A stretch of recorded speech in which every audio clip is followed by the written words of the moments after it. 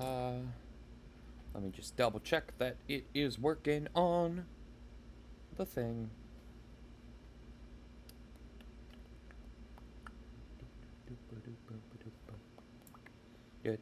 Testing 1, 2, 3.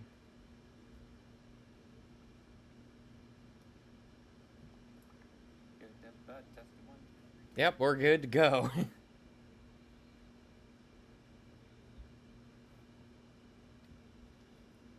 Made some weird sounds with my mouth to test it, but it's fine.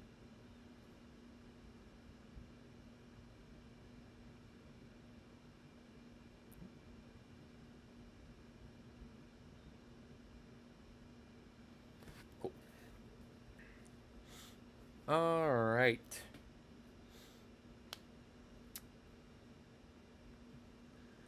See, I wish I could... Actually, I can do that here, can't I?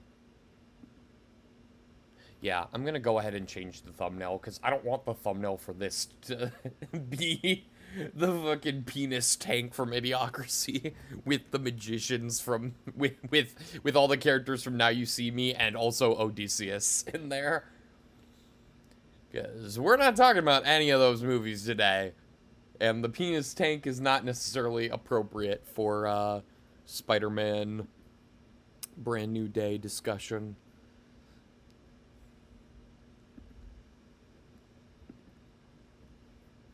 Although he does appear in his underwear at one point. We'll get to that.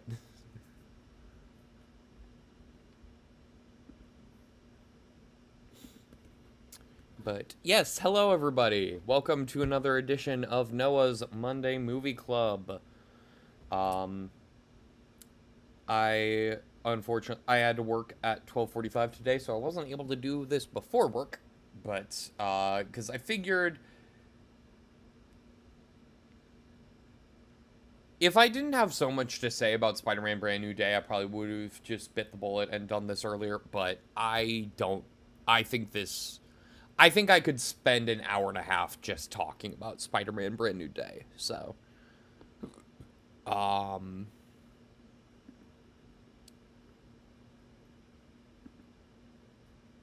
But, yeah. Let me just fix that thumbnail to the one I made for Spider-Man.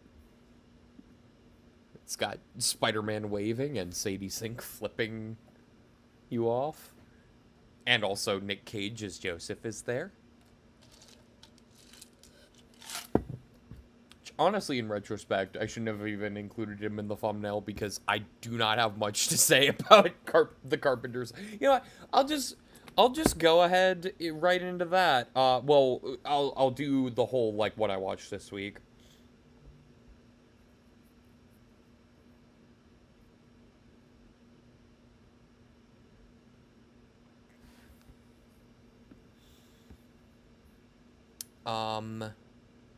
Yeah. So what I watched this week... I didn't end up getting through all of the Sony Spider-Man Without Spider-Man films, to be honest. I got 4 of them out of 6 in. I could have watched one. I could have maybe gotten them both in the other night, but I could have probably gotten them in Saturday, but I was not in the best of moods on Saturday. And so, I did not want to rewatch Venom: The Last Dance specifically because I have bad memories attached to Venom: The Last Dance. So I didn't end up doing that. But I did end up rewatching Venom, Let There Be Carnage, Morbius, and Madam Web. Don't have too much to say about any of these. I will say my opinion definitely did shift on this rewatch of the first Venom.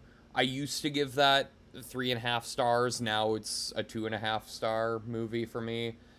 I just wasn't having as much fun, and maybe it was just me being tired when I watched it, but But I still had plenty of fun with Let There Be Carnage, which I watched immediately after, so I don't think that's it.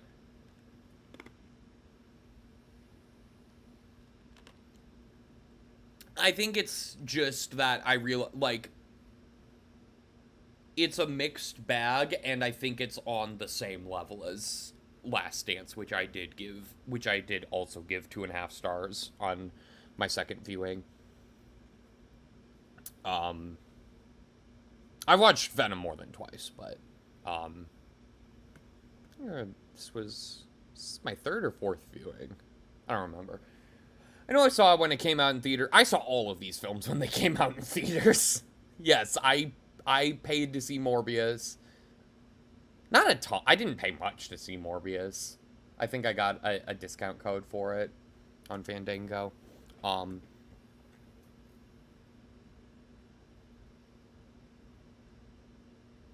Most of these I saw opening weekend. I think every single one of them except maybe Venom. Did I see Venom The Last Dance opening? When did I see Venom The Last Dance? Because I saw it.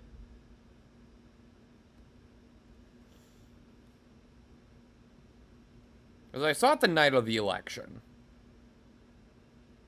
Was that no, that was not opening weekend. It opened in October. Okay. So I think Venom The Last Dance is the only one I didn't see opening weekend. Yes, I watched... I didn't want to watch Morbius opening weekend. Did I watch Morbius opening weekend, or was that later, too? I'm just curious. I know I saw Madam Web opening week.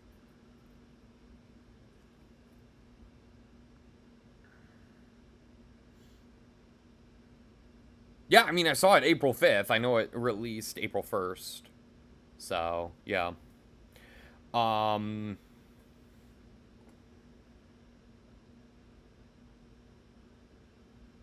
Yeah.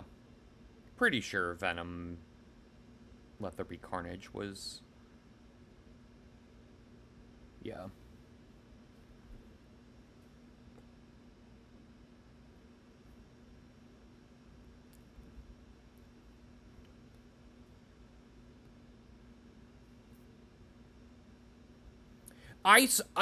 Not only did I see Venom Let There Be Carnage opening weekend, I saw it opening night. It says here it released October 1st. I watched the Thursday, like, preview. I attended a Thursday preview screening of Venom Let There Be Carnage. That's funny. Although, to be fair, I think in the lead up to that, people hyped up the post credits because, like, I think it had leaked online before, and they were like, if you're excited for Spider-Man, you need to see Venom Let There Be Carnage's post credit scene. But yeah, yeah, I saw pretty much all of these opening. Did I see Craven opening weekend? That one might not have been an opening weekend, because I think I just saw it right after I saw Sonic 3. I think I did a double feature of those. I did see it the day after Christmas. Just crazy. No, I did not see it opening weekend, because it came out the weekend of my birthday. I was not going to spend my birthday going to Kraven the Hunter. But I did see all of these in theaters. And I didn't rewatch Last Dance or Kraven, as mentioned, but I did rewatch the first 4. Yep. Venom 1, it still has some fun moments, but didn't really hit for me this time around. I think actually a large part of that comes down to the fact that I rewatched Catwoman recently. And Catwoman is a film that I genuinely really like. Yes, there's some bad parts to it, but honestly, part of me misses, like, when comic book movies could be cheesy and not take themselves so seriously. And that's what I really loved about the Venom movies specifically, is they really did not take themselves seriously, and were just kind of having fun. Like, they felt like mid 2000s superhero movies. Um, that said, I think Venom actually has a lot of similarities to. Actually, this whole cinematic universe, I realized, like, when I rewatched Catwoman, I was like, wait, so much of this is in the Spider Man without Spider Man movies. Which I know is not the official name of this cinematic universe with Venom and stuff. But that's what I call it because it makes more sense than saying Sony's Spider Man universe. Or, like, the Spunk. Whatever. Like, Spider-Man universe of Marvel characters. Like, people aren't gonna know what you talk about if you say either of those because Spider-Man isn't in any of these movies. So I say Spider-Man without Spider-Man. And people get the gist. But yeah, Venom has some fun moments, but I think a lot of what it is doing, Catwoman does better. Which I'm the first person to say that. That's for sure. Venom Let There Be Carnage still rips. It's really good. I love that it's a rom-com. I really like Woody Harrelson as Carnage and Naomi Harris as Shriek. They're both fantastic, and they understood the assignment. I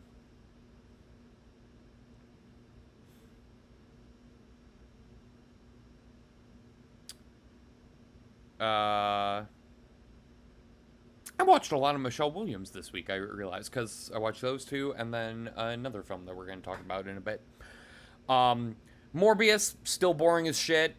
The people who, like, made that film out to be a meme clearly did not actually see it, because it's not a movie that is worth making memes about. I get that most of the memes were joking about how much money it was going to make and duping Sony into releasing it a second time,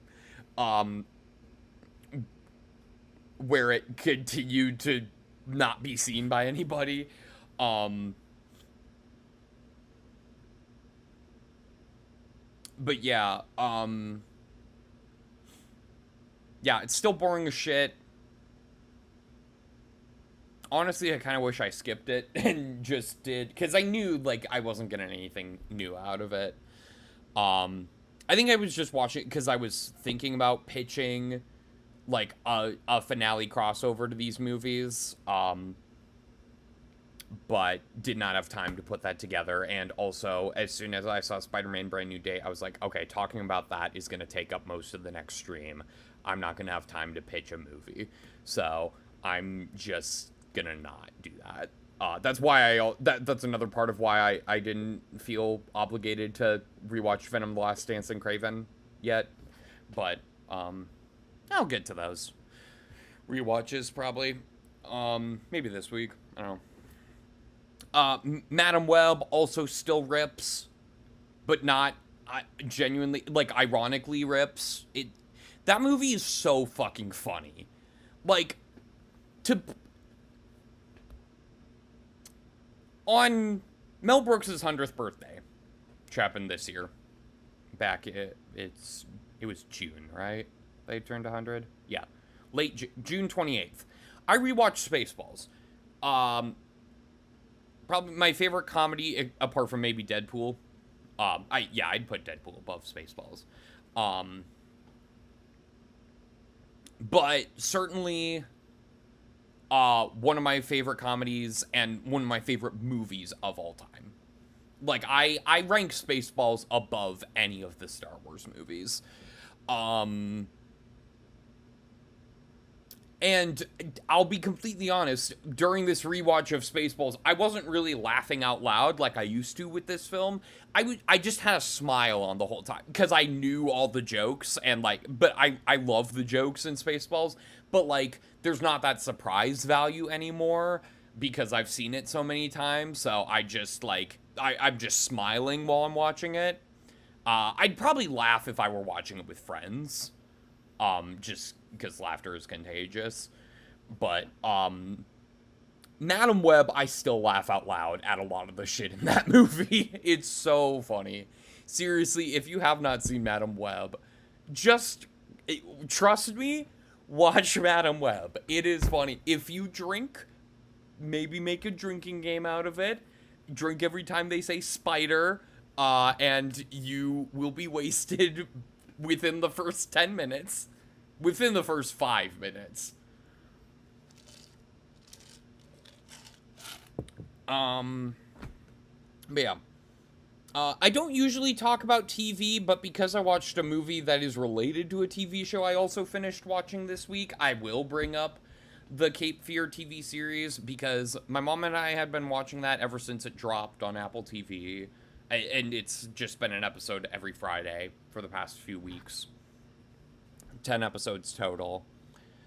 And the finale dropped this past Friday.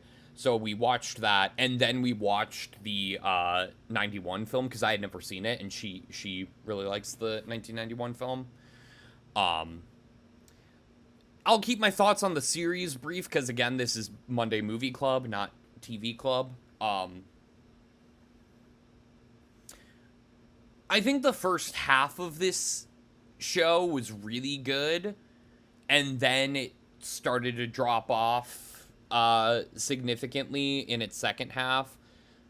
The finale was fine for the most part, but then, like, immediately watching the 1991 film after,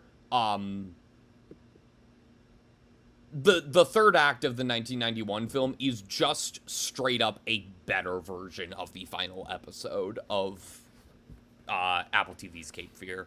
I do think Javier Bardem does a very good job. And I like De Niro's performance in the 91 film as well. They're both very different takes on the character.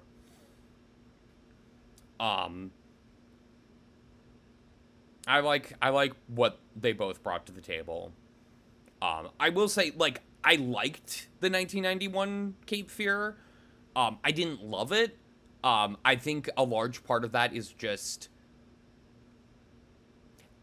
after watching the show where they're able to get away with a lot more explicit violence and stuff,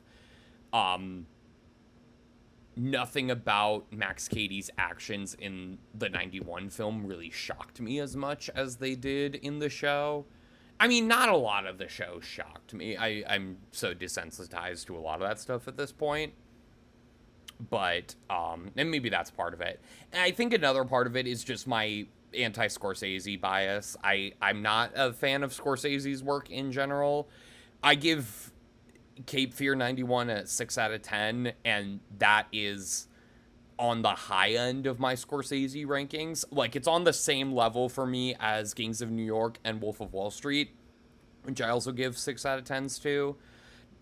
I give Goodfellas an 8 out of 10. That is my favorite Scorsese film that I have seen.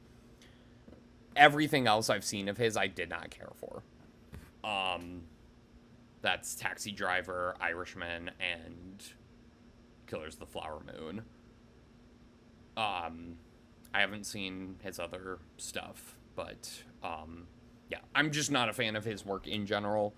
So I think that plays a large part into why, like, I just thought the 91 film was okay. But De Niro is great in it. Juliette Lewis is she's a lot better in the movie than she is in the show. I'll say that. Because, I guess technically spoilers, but she does play a different role in the show.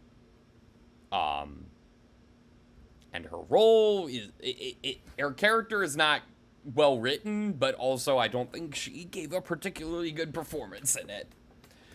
I've seen much better of her this year because I saw By Design, which, by the way, if you have not seen By Design, go watch By Design. It's on Prime Video. And then yesterday, before watching The Carpenter's Son, my mom and I watched... My mom did not watch The Carpenter's... I would never be able to get her to watch that kind of film with me. My mom and I watched this film called Take This Waltz, It is a romantic drama from 2011. Wikipedia considers it comedy drama. I don't. It has some funny moments, sure. Romantic dramedy, sure. Um, Directed by Sarah Polley, who more recently directed Women Talking and is currently working on a film adaptation of The Bell Jar that my mom is very excited about. Um, and it's got Michelle Williams, Seth Rogen, Luke Kirby, and Sarah Silverman. This is a film that I mostly really hated. And it almost won me back with its ending. Its ending is very strong. But it wasn't quite enough to win me over with the rest of the movie because the Luke Kirby character is a maybe my least favorite film character ever. He's a fucking sociopath or a psychopath, I don't know which, but he is insane. And I like very much dislike his character. And that might be part of it, but like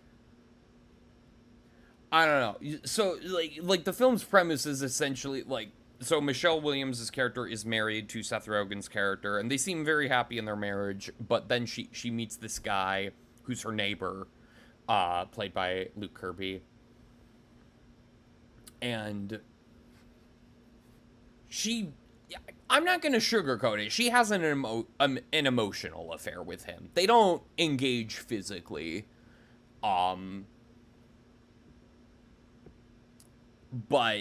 it is an emotional affair. It's like the description on Prime Video is like, oh, she contemplates having an affair. No, she has an affair. It's an emotional one, but it is an affair. She is cheating on her husband. And a big part of this movie is like, oh, this fantasy is not all it's cracked up to be, which I get it if that's what they're going for. Like, I get that, but I don't think it quite works for me because the Luke Kirby character does and says so many heinous things that I could not possibly believe any sane woman wanting to be with him, apart from the fact that he is conventionally attractive. Like, that is his only positive amongst a sea of red flags. So that did not quite work with me. But the ending is really good. It's kind of a Toy Story 3 situation where the ending is really good, but the rest of the film doesn't quite earn it. And then I watched The Carpenter's Son, which is, theoretically the main talking point for today if Spider-Man Brand New Day didn't exist. But also The Carpenter's Son is extremely boring and I don't have much to say about it, so I'm just gonna quick. First of all, this film was marketed as horror. It's not really horror. There are some horror moments in it, but I would not call the film as a whole horror. It's not scary. It's just boring. All the performances are pretty bad. Nick Cage is definitely giving the best performance, but it's nowhere near his peak. There's a lot of scenes where he is kind of phoning it in. And then there's a couple scenes where he's just yelling at Jesus. And it's like almost fun Nick Cage, but not enough. FKA Twigs is really bad. Noah Jupe is pretty. I mean, I don't want to pin it I think it's just a bad script and bad direction in general. The film also looks really bad. There's a CGI snake that shows up a couple times that looks really bad. During a good portion of the third act, the sky is red and it looks really bad.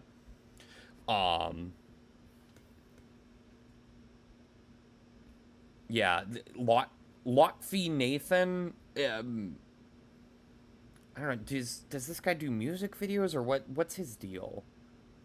Cause I'd never heard of him. No, not Lordy. Lotfi Nathan. Okay. He is I guess a director, primarily. He did this documentary called 12 O'Clock Boys, which I've never heard of. This film called Harka. Yeah, no, it's just, I don't think it's well directed. It doesn't look good. The script is not good.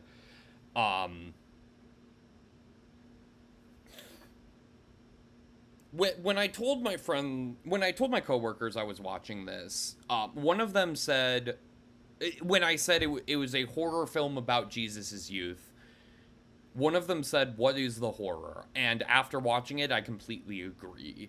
'Cause some of the reviews I looked at on Letterboxd cite like that it seems to be going for the idea of like, oh, the Son of God just existing is kind of horrifying for society, but they don't really play into that at all.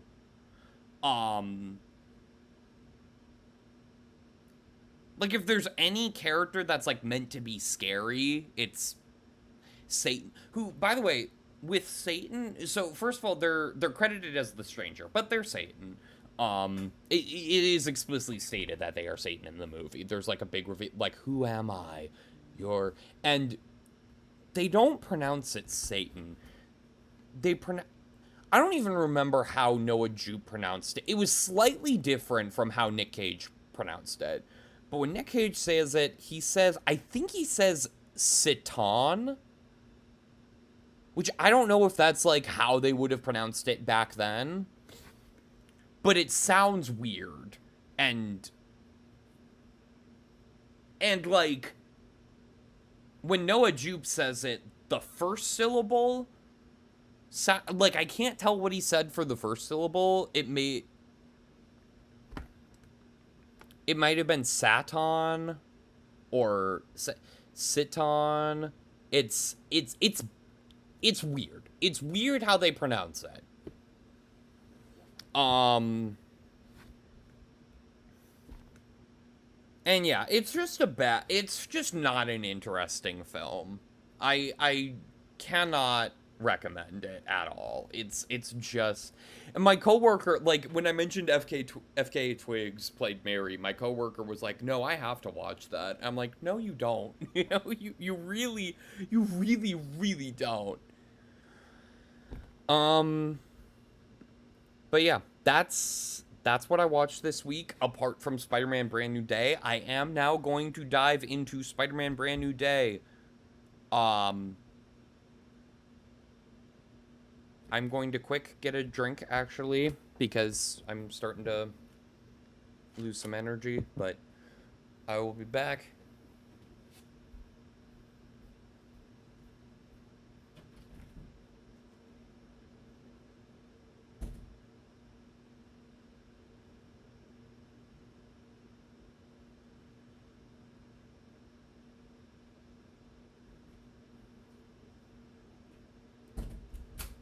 Okay, I didn't put any Mountain Dew in my fridge, but it's a good thing that I still have some ice in my cup, so I can just pour some Mountain Dew into there and get it kind of cold.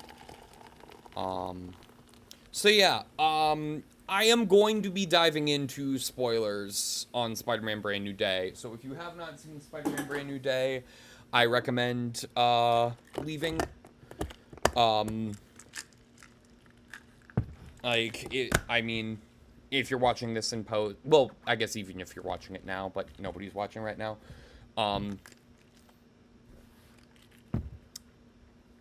like, pause, go watch the movie, and then if you want to hear my thoughts, feel free to come back.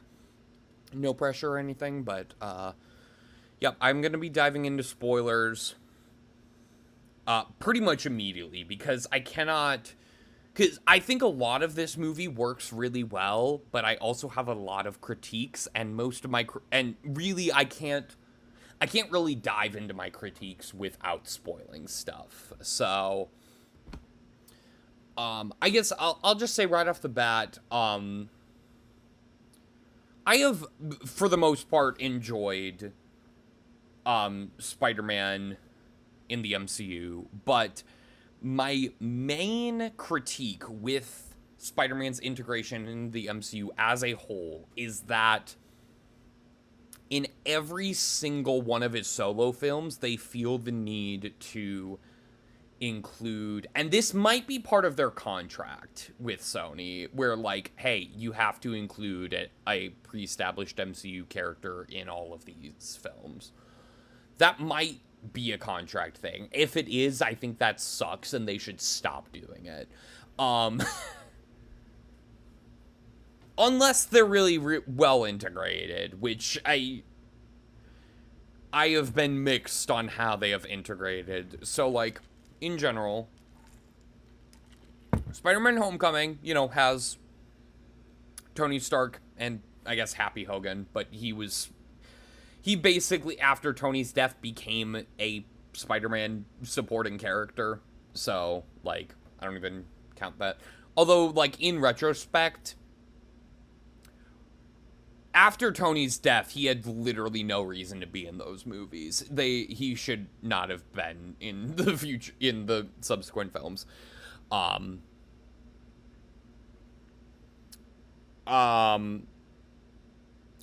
Tony's, like, I'm mostly okay with Tony Stark's inclusion in Homecoming because he is the character that introduces this version of Spider-Man into the MCU. I don't love that he just makes the suits full of Stark tech, and that for the first two movies in the first trilogy, that the villains are basically just Iron Man villains that happen to get into conflict with Spider-Man because they're from the Spider-Man comics, but they made them Iron Man villains in their backstory.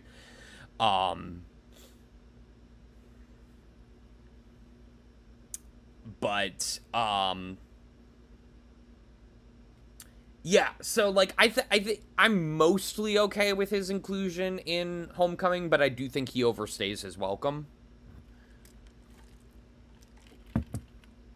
Far From Home, Nick Fury actively makes Far From Home a bad movie for me. And I like Nick Fury. I really like Samuel L. Jackson's take on Nick Fury. I didn't watch all of Secret Invasion or anything. And I haven't watched, like, he's not even in Agents of S.H.I.E.L.D., is he? It's just Coulson. But yeah, I generally like Samuel L. Jackson and his take on Nick Fury. But he does not belong in Spider-Man Far From Home because he actively makes... He forces Spider-Man into a movie that Spider-Man doesn't want to be in. And if Spider-Man doesn't want to be in the movie, why should I want to watch it?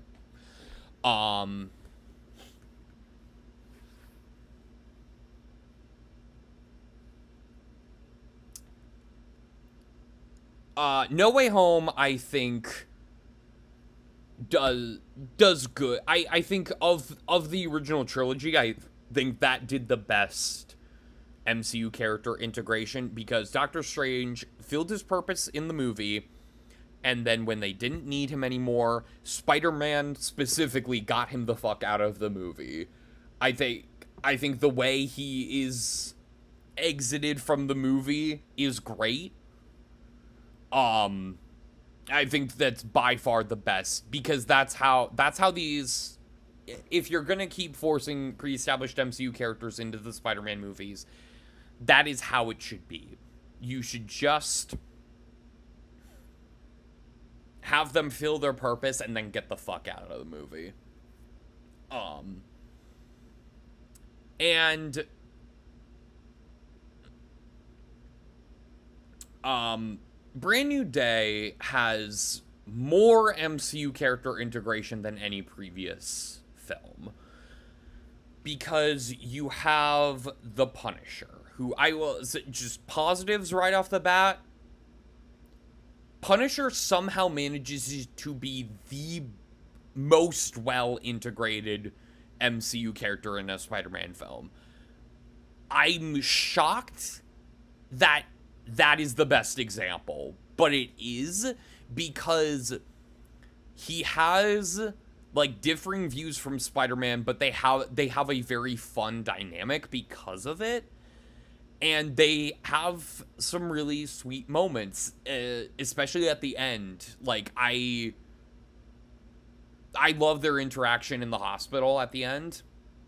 And how Frank puts on the Spider-Man mask to act like Spider-Man's still in the hospital room while Peter escapes. I love that. I really like the interactions at Punisher's hideout as well.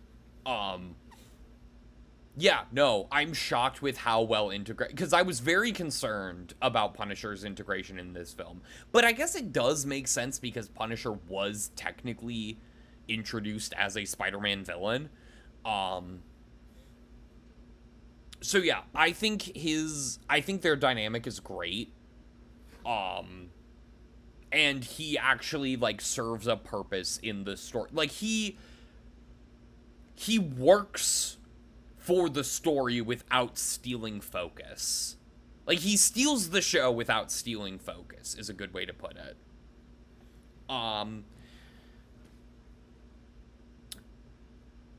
Bruce Banner, straight up, we do not need him in this movie.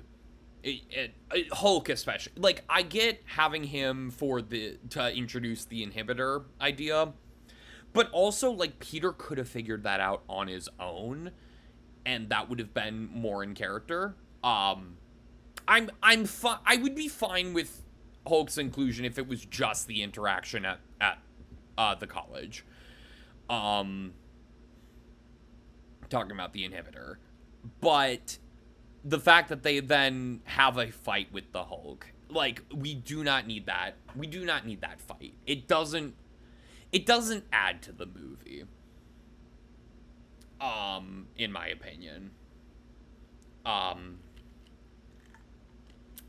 also, huge plot hole that nobody seems to be talking about, because everyone's like, oh, he went Savage Hulk again. Yes, yes.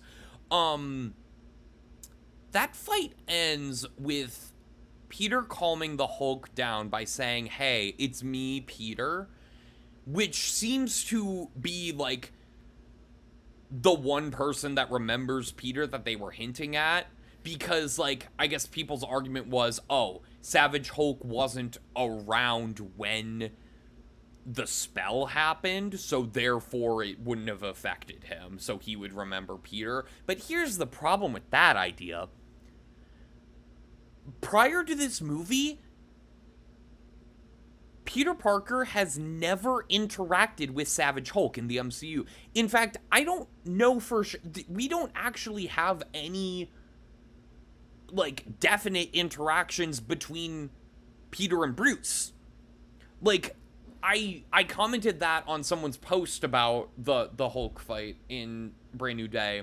I was like, how does Hulk even know? How does that interaction even work? Because Hulk would have never met Peter, and I don't think that... I was like, I'm pretty sure he never interacted with Banner or Smart Hulk either, prior to this movie. And everyone's response was like, oh, they met at the funeral. I mean, sure, they probably did. I think that's a cop-out answer.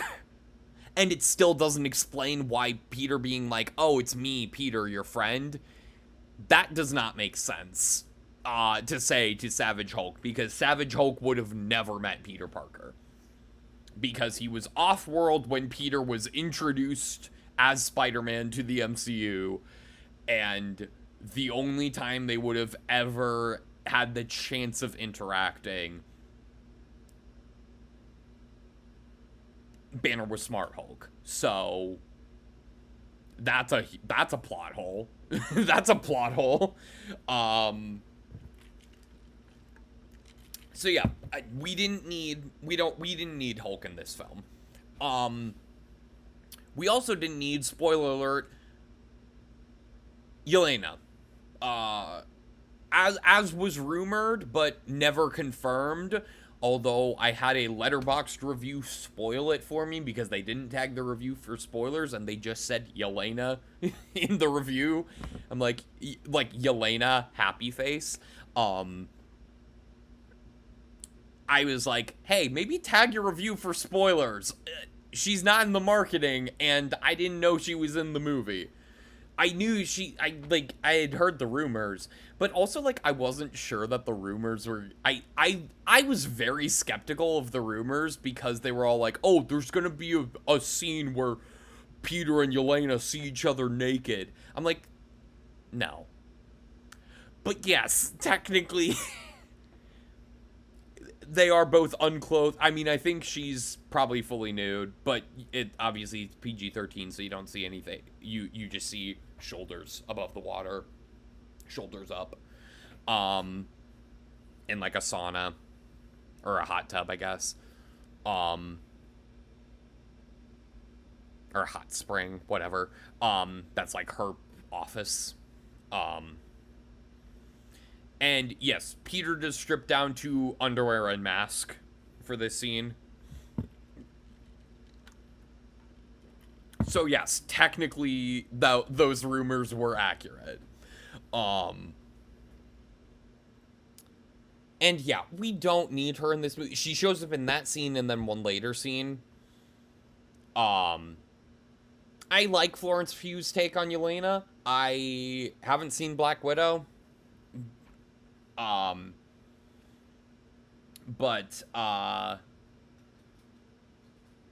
I like Florence Pugh. I like her take on the character. But she doesn't need to be in this movie. Like, that scene is literally just there for Peter to be like, hey, you've been mind controlled before. Is that what this is? And she's like, no, it sounds like it's more like possession. I don't even remember what she does in the subsequent scene. I don't even, because it's over like a video chat. I don't even remember what her purpose is in that scene. That's bad. If I can't remember half of what your character does in a movie, your character probably should not be in the movie.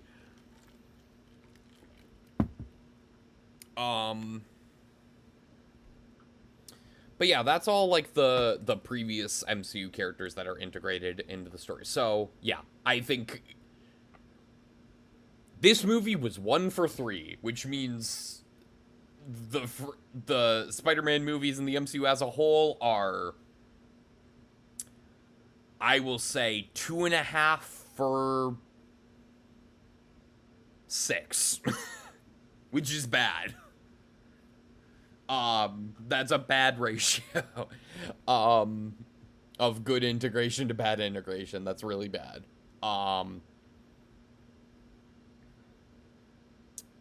But there are other things that I think this movie does really well. I think the personal conflict that Peter has throughout the movie is really strong.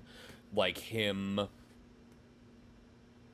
the stress making his powers go over, like essentially overclocking his powers. I actually really like. I think it's very well done, and people are saying this is the best Spider-Man movie since Spider-Man 2. I obviously do not agree with that. Also, I think Spider-Man 2 is highly overrated, but that's just me. It's still a good movie. Um, I put it like in the middle of my Spider-Man ranking. Um, but I actually think that like I this movie is borrowing a lot of ideas from Spider-Man 2, but just putting a different spin on them. And I honestly like this film's interpretation of those ideas better than Spider-Man 2. I know that's crazy to say, but I mean, listen, I have a lot of hot takes on this movie. At least one of my hot takes should be a positive hot take.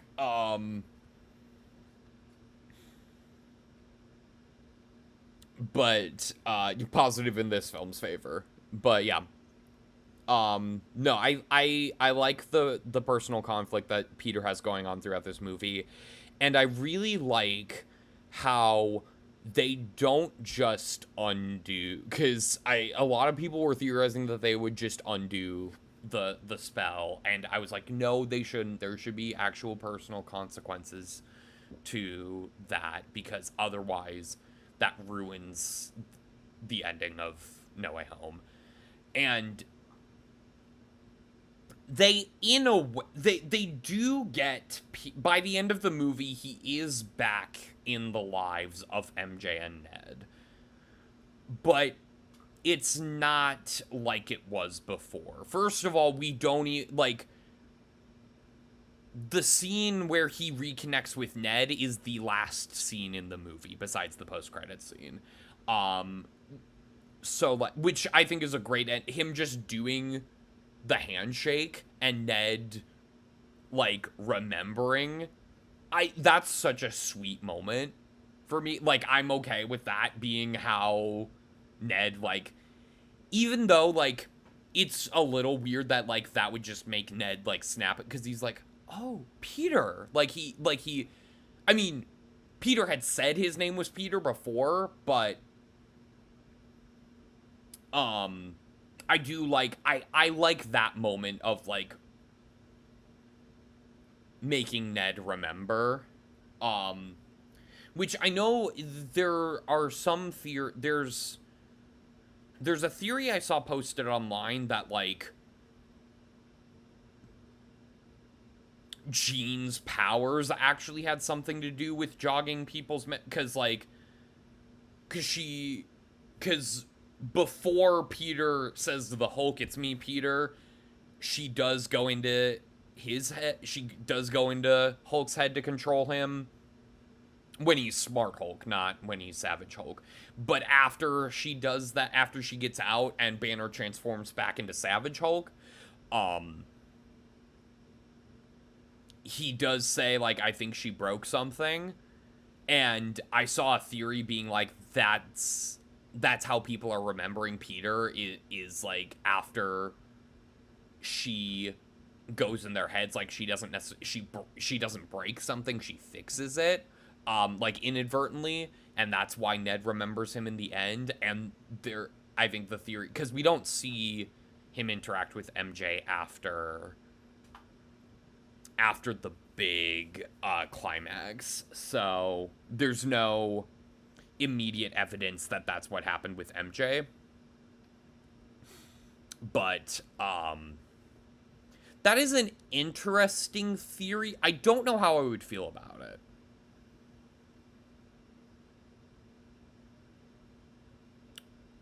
Especially because I do also really like how they handled MJ finding out that she knew Peter.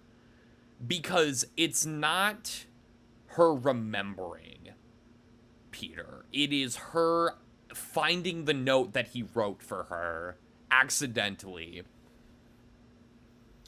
And her saying like, I could understand why she would have loved you, but I don't love you. I don't even know you. That is very powerful, and I'm really glad that that's the direction they took it. Obviously, like, oh, we want to see Peter and MJ back together, but again, like, there should be consequences, you know, Like, his sacrifice should still mean something. Um, and I think that is a very powerful way to do it. I think that scene was particularly well written. Which is not something I can say for a lot of this film, because I think, well, I don't want to say that this film is poorly written. I think there is a specific character that is poorly written. And that is Sadie Sink's Jean Grey. Yes, the rumors were true. She's Jean Grey. In fact, I did. In fact, I didn't find out in the theater. I found out literally an hour after ending last week's stream because I stumbled upon the clip of fucking Steve Lacy spoiling it on the red carpet immediately after being asked without spoilers which character, like, oh my god. I had never heard of Steve Lacy before I saw that clip, and now I fucking hate him. Oh, but that's a really funny way to be introduced to him, I guess. But yeah, so that wasn't a surprise for me.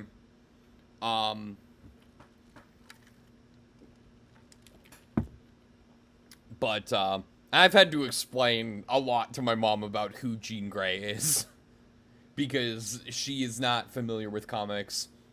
She has watched the Spider-Man movies. That's about it for on the Marvel side of things. She's seen like one of the Iron Man films, I think. And I think I showed her the first Guardians of the Galaxy. But that stands on its own pretty well.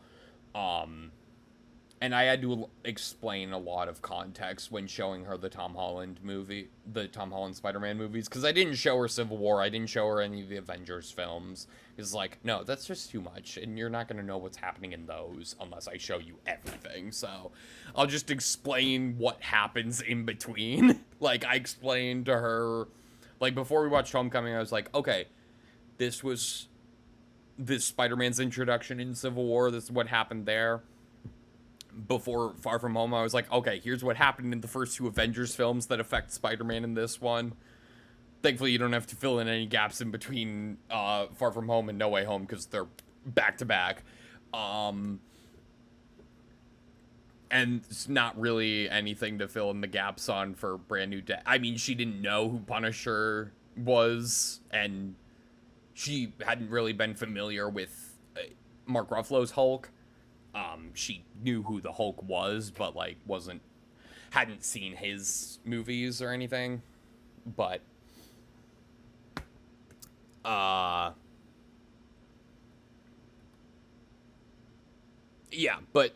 I've had to explain who Jean Grey is to her, because she's like, okay, so does she become Spider-Girl? And I'm like, no, she does not. She very much does not.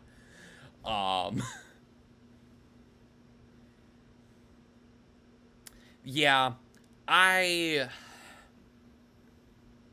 really like Jean Grey as a character in general, and I think Sadie Sink is going to do great work in this role in the future. And she does give a good performance in this movie,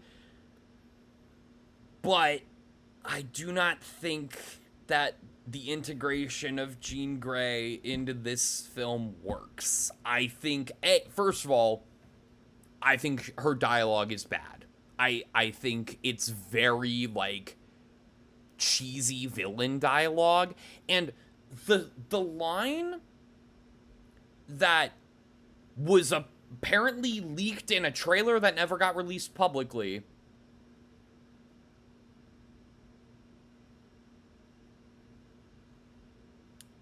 that I was like, no, there's no way that leak is real. That audio has to be AI generated because it doesn't make sense. That line is in the film. Is that if you kept up with Brand New Day leaks, you may recognize the line, like, stay out of my way, or your friends won't be the only ones who don't remember Peter Parker. That line is in the movie, which shocked me because as soon as that leak dropped, I was like, no, this has to be a fake leak because that line doesn't make sense because his friends are not the only ones who don't remember Peter Parker. Nobody remembers Peter Parker.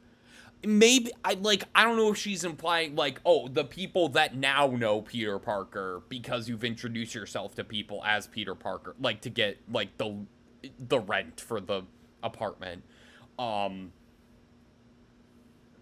Like I'm sure legally he had to be like, I'm Peter Parker for that. But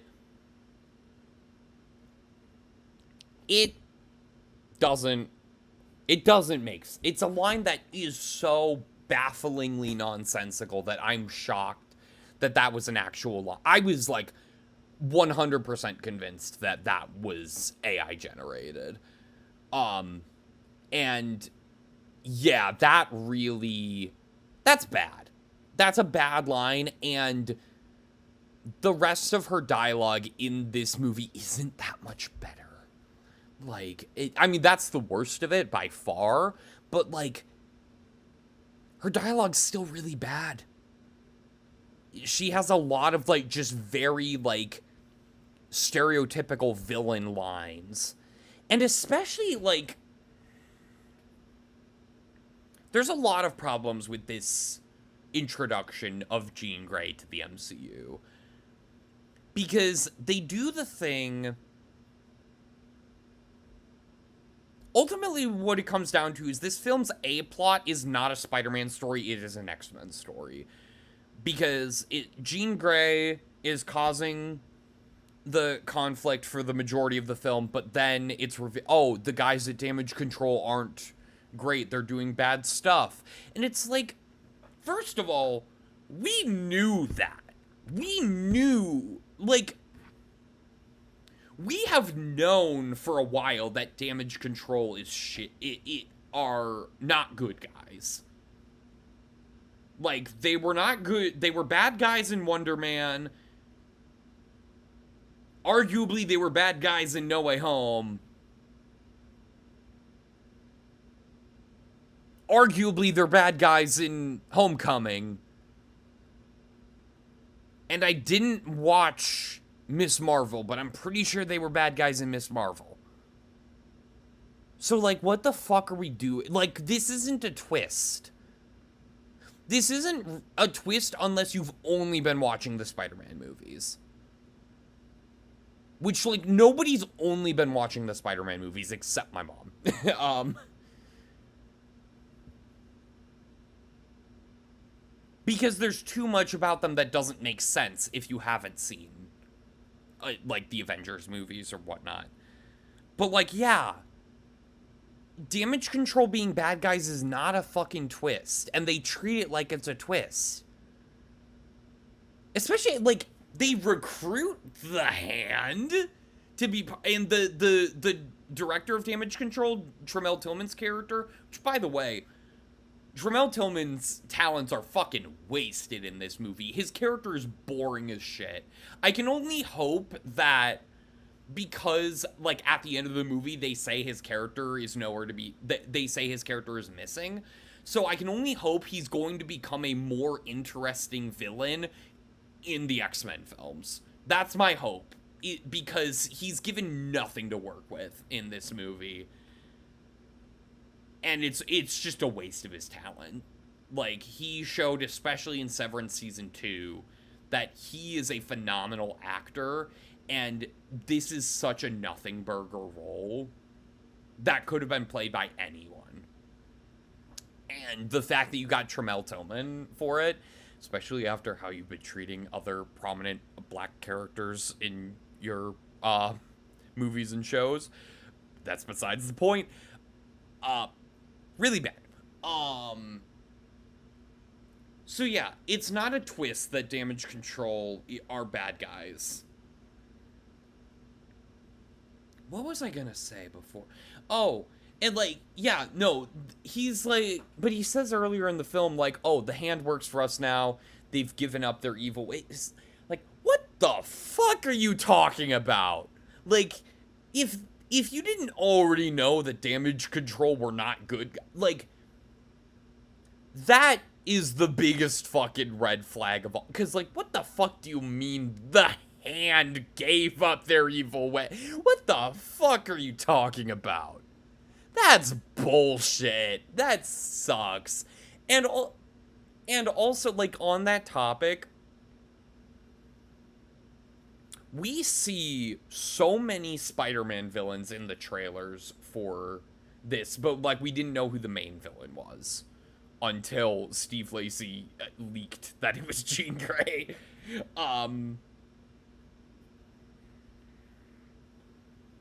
Or spoiled is more accurate. It's not a leak. It's just it's just a straight up spoiler that he was told not to give.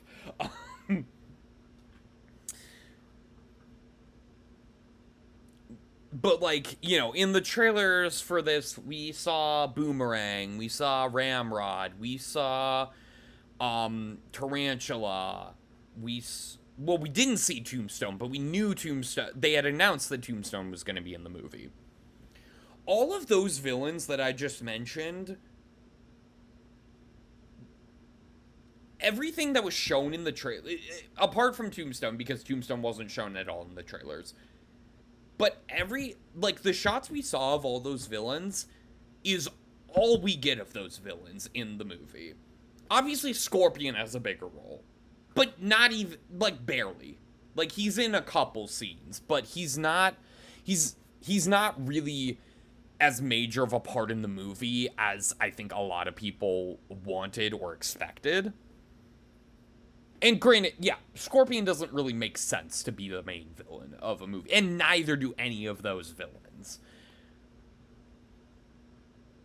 And Tombstone has about as much screen time as any of those. It's not just like a one shot, but it is like one brief scene where, like, they're paying homage to a comic book cover of Tombstone dangling Spider-Man over a ledge. And then, like, he's like, how fast do you fall? And he says something like that. And Peter's like, oh, why don't you tell me? And gets the better of him. And then has him fall, webs him to a wall, and he's defeated. And, like, we do get a little bit more of the hand. You know, we get the shot of Peter, you know, jumping towards them to fight. But that's just part of the montage, and they just say he defeated the hand. I think the montage is really solid. I just wish we got more of that. Like, I would have liked to see, like, more like, because, like, I would have liked to see more than just, like, the single shots for each villain. Like, I would have liked to see a little bit of each of those fights. And I would even argue I would have liked this film a lot better if Tombstone was the main villain. I think they could have made that work. Like, not even as the A plot. Like, that should be the B plot with the personal conflict of Peter trying to reconnect with people and also managing his powers that are getting out of control. Like, that should be the A plot. But unfortunately, the last 45 minutes of this film don't even really get into any of that. Except the very end when he reconnects with Ned. But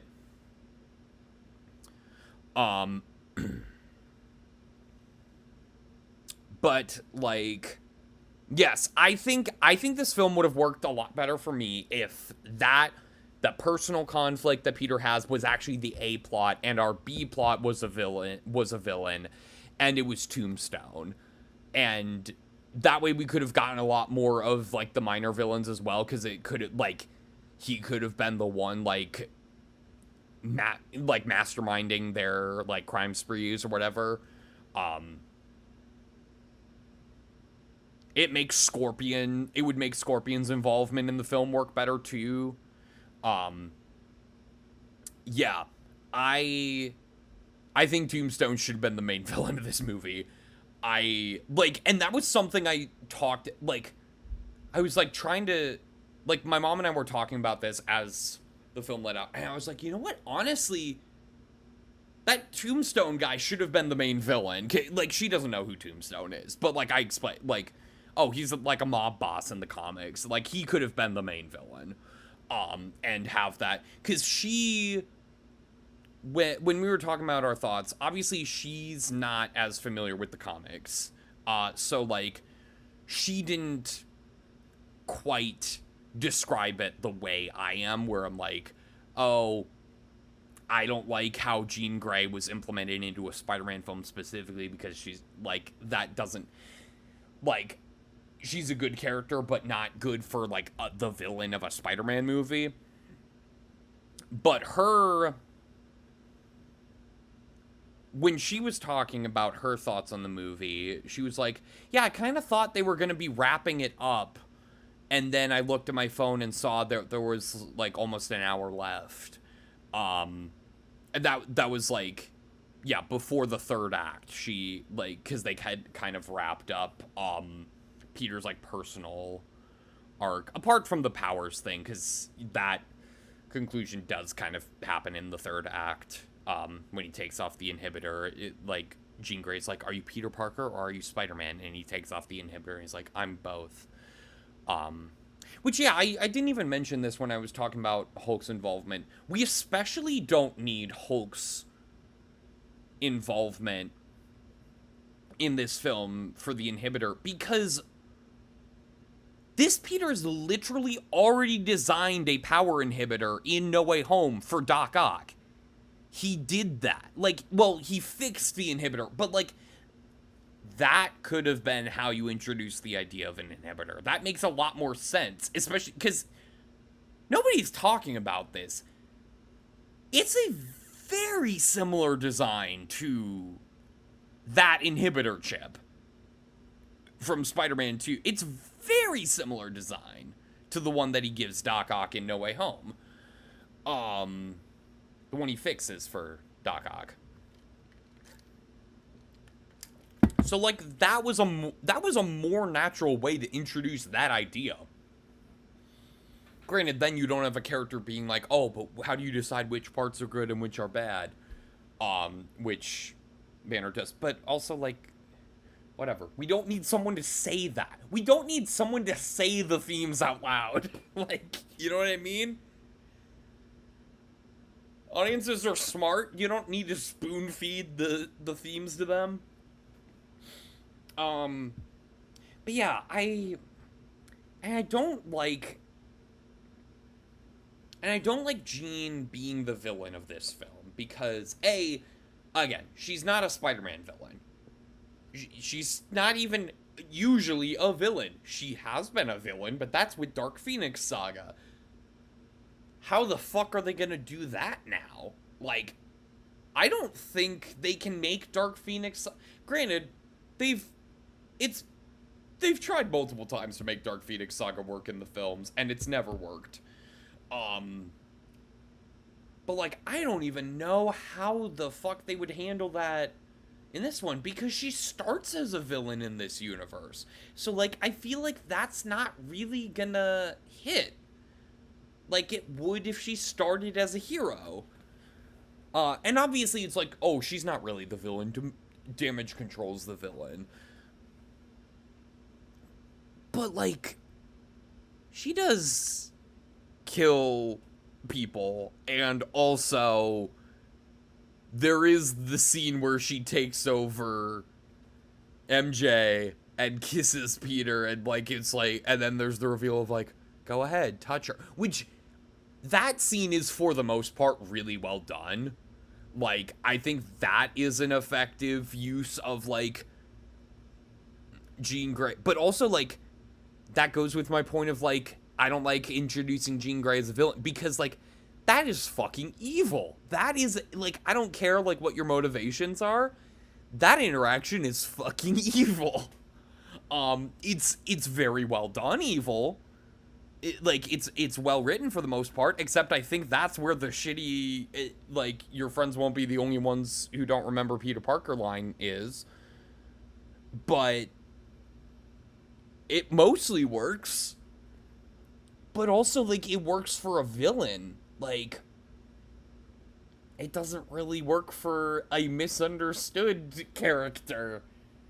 And that's the other thing with her being the villain is, as I touched on with Vulture and Mysterio being basically Iron Man villains who just happened to get into conflict with Spider-Man. And, like, as much as I love No Way Home, No Way Home also kind of has this issue, but not, like, the villains of these movies do not have personal connections to Spider-Man. Like, they don't have a reason to be getting into conflict with Spider-Man apart from him just being in the way. And that's bad. That's bad writing, I think. With No Way Home, I can excuse it because, like, they're at least, these are villains who have fought a version of Spider-Man before. So, like, even if they don't have personal vendettas against this Spider-Man in particular, they have conflict with their own versions of Spider-Man. So, like, and they're being pulled into this universe unwillingly. So, like, it makes sense for them to, you know, end up in conflict with this Spider-Man. But, like, yeah. Jean Grey has no reason to fight Spider-Man apart from the fact that he is working with Damage Control and Damage Control has what she wants.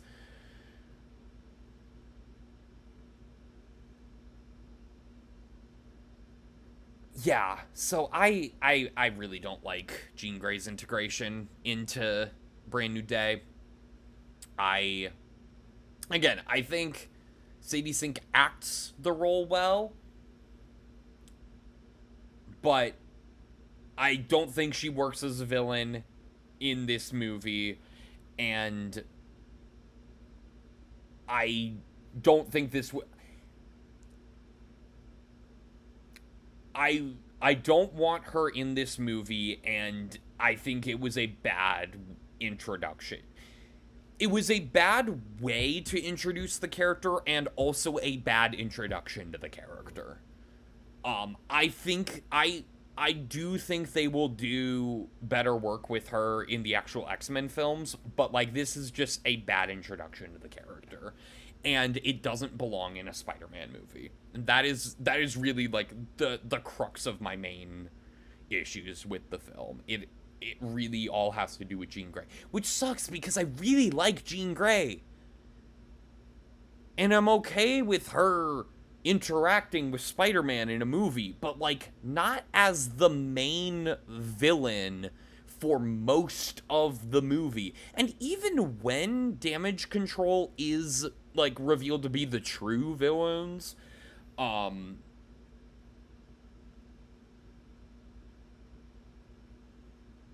like, Peter isn't even, like, mostly fighting Damage Control. He's mostly fighting against Jean Grey, or Jean Grey taking control of the hand. Like, that's what the final fight scene is. And then, you know, there's the confrontation in the lab where she's, you know, they're experimenting on her powers. And they do the same fucking conflict resolution as Thunderbolts. It's the same final act as Thunderbolts, essentially. Where, like, the hero defeats the misunderstood villain with the power of friendship. And, like, someone being there for them. Like, which, like, I think it works fine in I didn't care for Thunderbolts as a movie as a whole, but mostly because I didn't do the home. I didn't watch Black Widow. I didn't watch Falcon and Winter Soldier. I didn't watch Ant-Man and the Wasp.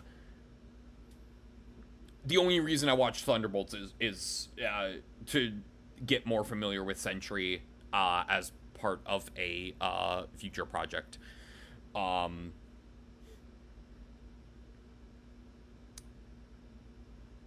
Jacob specifically made me. It's a the short answer is Jacob made me watch Thunderbolts. I thought, like, yeah, I didn't care for it one way or the other. I didn't think it was bad, but like, I don't have investment in any of those characters, so I didn't really care. Um, but yeah, no, this movie has the exact same fucking ending as Thunderbolts, which is crazy to think about. Especially because there was only one film in between them for the MCU. Like, how you gonna make half of Phase 6 have the same ending? Because there's only 2 films left for Phase 6. It's just Doomsday and Secret Wars. Phase 6 started with Thunderbolts and is ending with Secret Wars. There are only 5 movies in Phase 6. Which, great that you're focusing on quality over quantity. Except, I don't think they are with Doomsday and probably Secret Wars. God, Doomsday looks bad. But yeah. Also, I wanted to say, because I predicted Keith David was going to be Miles Warren. I'm really disappointed that Keith David is not in this film more, because he is not actually playing a character. He is the voice of a nature documentary on spiders that Peter has on the background while he's working on the inhibitor. And I think he actually has more lines in the trailer than he does in the movie. So that, and again, like, that's more of, like, I don't think I would have minded as much if they didn't include his voice in the trailer, and everyone was like, oh, that's Keith David's voice. What character is Keith David gonna be playing? Like, I would have been fine if they didn't market his voice at all and just had that be a cameo where, like, if you recognize the voice, cool. If not, you see it in the credits, cool. Also, had no idea that his new AI was going to be voiced by Naomi Watts. That's cool.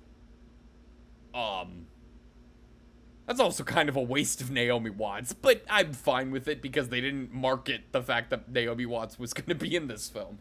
But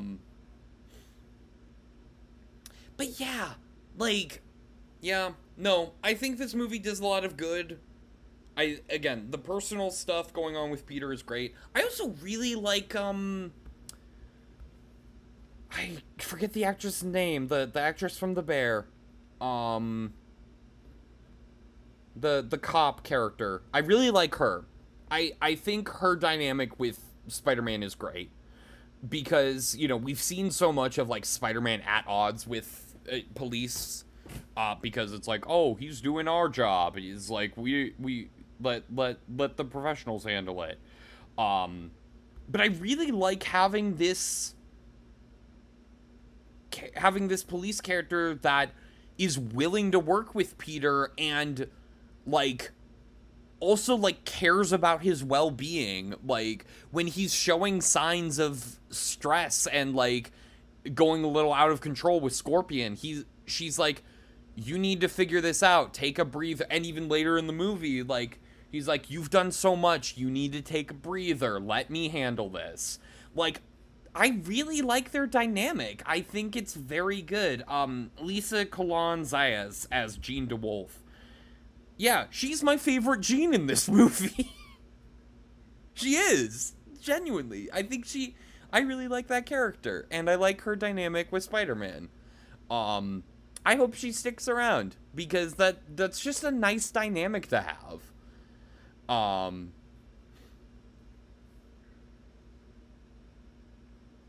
Yeah.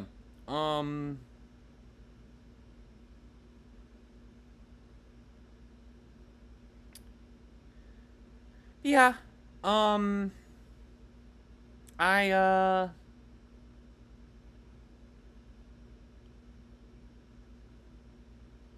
yeah. That's pretty much all I have to say about, Brand New Day. Well, also the post-credit scene. Completely lackluster. Obviously, it's gonna be something to do with Doomsday. Although I saw some people being like, "Oh, it's Miles's colors." The glitch that happens is Miles's colors from the Spider-Verse films. Which I didn't pick up on that. I still have not seen Across the Spider-Verse. It's like maybe it's connecting to that, but more likely it's probably Doomsday stuff or Secret Wars. Probably Secret War. I don't think Spider-Man is in Doomsday. Straight up, I don't think he's in Doomsday. I think people are expecting Spider-Man in Doomsday like they expected Hawkeye and Ant-Man in Infinity War.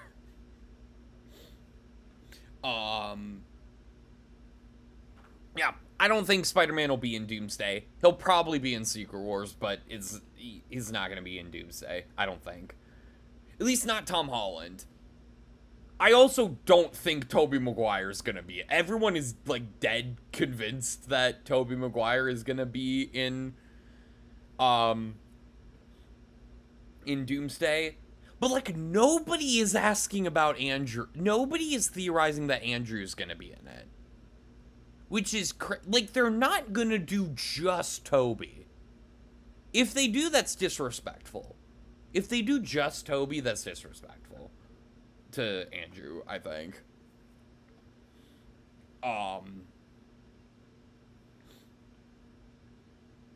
Yeah.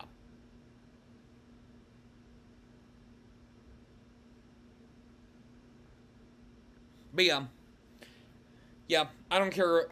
Like the post credit scene. I was just like, okay, whatever. Like it was just like, oh, the Spider-Man tracker. Oh, he's in space, or there is a Spider-Man sighting in space. Whatever that means. So much for Spider-Man being grounded. like, like everyone's like praising this as a grounded Spider-Man film, which like part of it is. Yeah, a good portion of it is. But, like, then you have Jean Grey as the villain. That's not what I want from a like, just make a Spider-Man film. Just have it be a Spider-Man film. No setup for future MCU movies that aren't related to Spider-Man. No forced integration of MCU characters that don't belong in the movie. You could have Punisher in there. That's fine. They have a fun dynamic. I'm fine with him coming back. The other reason I'm shocked about that is that I don't particularly care for the Punisher as a character. I mean, I thought he was... I liked him in Daredevil Season 2. I have not watched Born Again. I watched the first episode of the Punisher show, and I was like, this is too much for me. I'm not watching the rest of this. So, like, yeah, whatever. And I didn't watch One Last Kill. For the same reason. I was just like, yeah, Punisher stuff is not for me. Although I did like the Thomas Jane film. I did actually like that film. But yeah. Yeah, no. Is like, I just want a Spider-Man film that is just a Spider-Man film. That's why, like, I've talked about this multiple times about how, like, I kind of wish Spider-Man wasn't in the MCU. Like, I want Spider-Man to be his own thing. I think he works best as his own thing. So, like, stop forcing other MCU stuff into our Spider-Man films. Just let us have a Spider-Man film. Like, so, yeah. Those are my thoughts on Brand New Day. I give it 3.5 stars. I still think it's good overall, but just my main gripe. And, you know, I could see it going either way on rewatch. I hope I don't grow to hate this film like I've grown to kind of hate Far From Home. Because, like, Far From Home I used to consider a 7 out of 10. And the fact that I'm already at 7 out of 10 with Brand New Day has me concerned. That, like, oh no, is this going to be another one I grow to not like? Like, I hope not, because I do like a lot of this film. I do genuinely think I like more of this film than Far From Home. And a lot of other Spider-Man films, too. I do think, overall, it's probably slightly stronger than Homecoming and Spider-Man 2. Well, it's probably on the same level as Spider-Man 2 for me. Again, I say that liking Spider-Man 2 less than most people, but I still like Spider-Man 2. But yeah, this is the most mixed I've been on a Spider-Man film on initial viewing. So, you know, maybe I'll like it more on a rewatch. We'll see. I hope I do. Yeah. Right now, like, I'll just show you guys since I'm gonna pull up Tubi in a bit here to look for a film for next week. I'll pull up my Letterboxd first because I just want to show this, because if anyone finds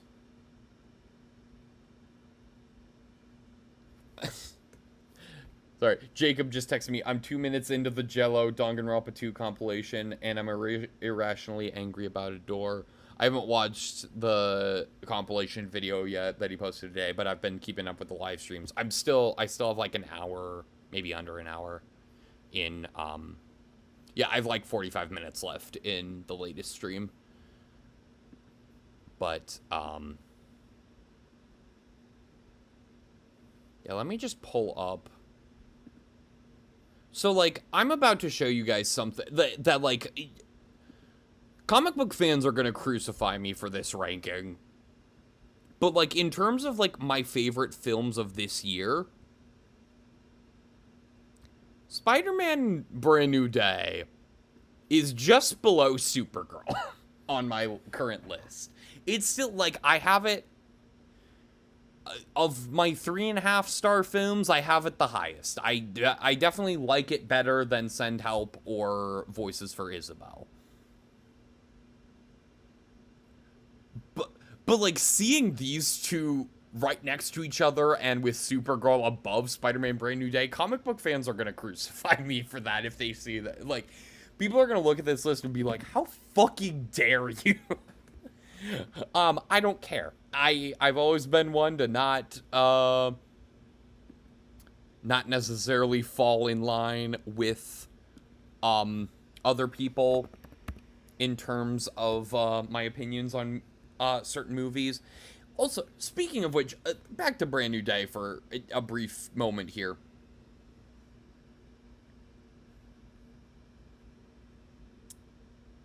You should, like, obviously you're entitled to your opinion on any of these movies, but, like,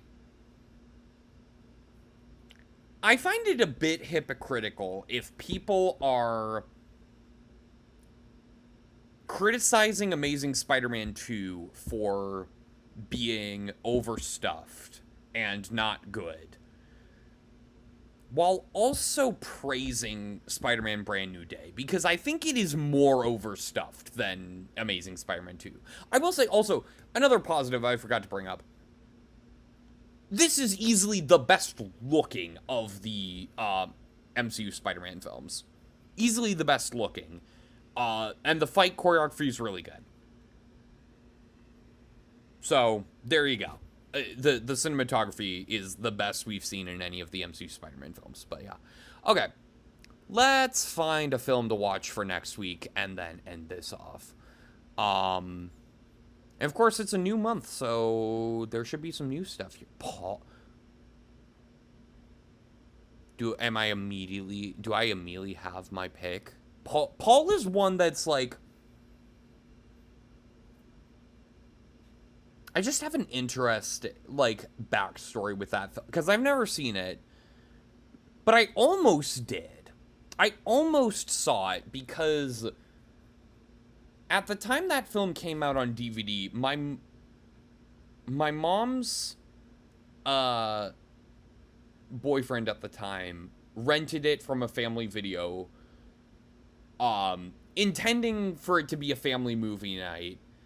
And I had seen a bit of the marketing, but I was also, I was a kid at this point. I think I was in middle school.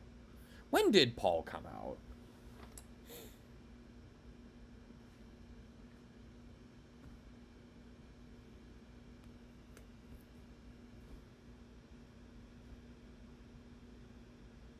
...2011. So I would have been... Wait, is that just... Did I see Jesse Plemons in the... Is Jesse Plemons in this movie? Or did I see that incorrectly? Is Jesse Plemons in this movie? If Jesse Plemons is in this movie, I will pick this for the next movie.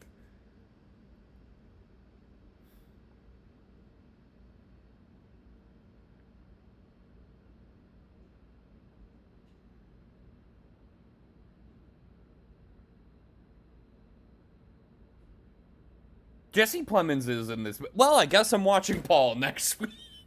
I guess I'm watching Paul for next week. I said I did say if Jesse Plemons is in Paul, I will watch Paul, and he is in it. So I guess my hands are tied.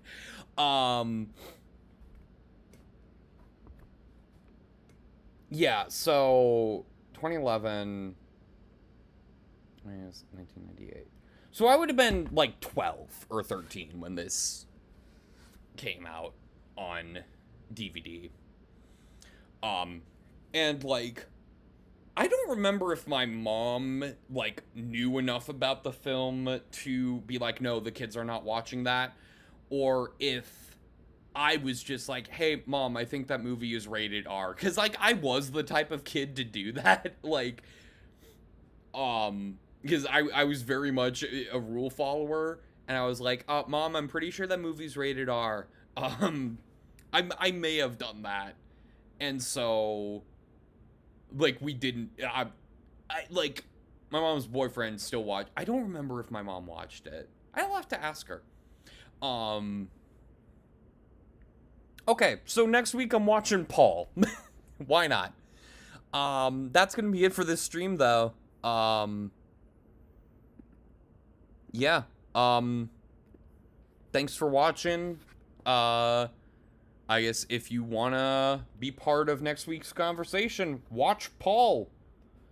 In addition to being free on Tubi, it's also free on YouTube. So, you got a couple different options to watch it. It's under 2 hours, so,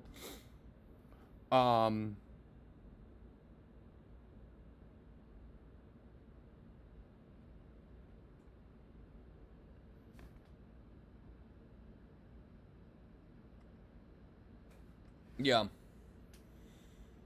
Alright. That's it. Until next time. Peace.